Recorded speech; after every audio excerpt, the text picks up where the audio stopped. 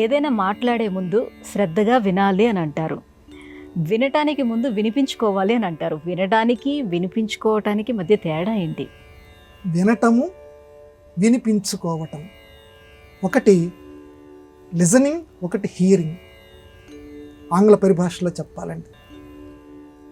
మామూలుగా మనకి ఇష్టం లేనటువంటి ఉంటాయి, లేకపోతే మన మనస్సు వేరే అంశాల మీద ఉంటుంది.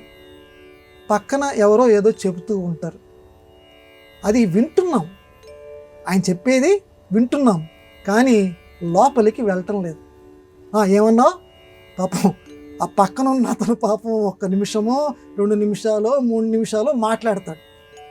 పాపం మనం వింటున్నామని అనుకుంటాడు ఆయన. మనమేమో మన ఆలోచనలు వేరే రకంగా ఉంటాయి, వేరే దగ్గరికి వెళ్ళిపోయింది మన మనస్సు. ఆయన పాపం 3 నిమిషాలు మాట్లాడిన తర్వాత ఏమంటున్నావురా నువ్వు అంటాం. అవతల కనుక మన మీద అభిమానం ఉన్నవాడైతే పాపం ఏం అనలేక మళ్ళీ మొట్టమొదటి నుంచి రికార్డు మొదలు పెడతాడు. కానీ కొంచెం కోపిష్ట అనుకోండి, ఏమిరా ఎక్కడుందిరా నువ్వు, నేను దాని నుంచి చెప్తున్నది ఏంటి, నువ్వు వినిపించుకోవా అని చెప్పి అంటాం. అంటే ఇప్పుడు వినటము, వినిపించుకోవటం అంటే వినటం అనేది చెవి చేసే పని, వినిపించుకోవటం అనేది మనస్సు చేసే పని. ఇది లోకంలో ఎవరికి వాళ్ళు అనుభవంలో ఉండేటువంటి విషయం. దీన్ని మనం వాక్యాల్లో వివరించడం చాలా కష్టం. చెవులు వింటుంటాయి, కానీ విన్న ప్రతి మాట కూడా హృదయం లోపలికి వెళ్ళదు. ఎప్పుడు వెళ్తుంది?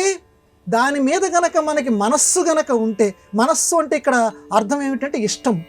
ఆ చెప్పేటువంటి మాటల మీద గనక మనకి మనస్సు గనక ఉంటే ఆ మాటలు మనం వినిపించుకుంటాం, లేకపోతే కేవలం వింటాం. ఇక్కడ మనం ధర్మంలో మనం చెప్పేది ఏంటంటే, మన ధర్మంలో చెప్పేటువంటి మాటలు, లేకపోతే సంప్రదాయవాదులు చెప్పేటువంటి మాటలు వినండి, వినిపించుకోండి. 2 కార్యక్రమాలు చేయండి. చక్కగా వినండి, వినటంతో పాటుగా మీ హృదయంలో వాటిని భద్రపరచుకోవటానికి ఇష్టాన్ని పెంచుకోండి. మనం ఎప్పుడైతే ఇష్టం పెంచుకుంటామో, మన పసిపాప చక్కగా ఏ తొక్కు పలుకులు పలుకుతున్నా అది వినటానికి, వినిపించుకోవటానికి చాలా ఇష్టపడతాం.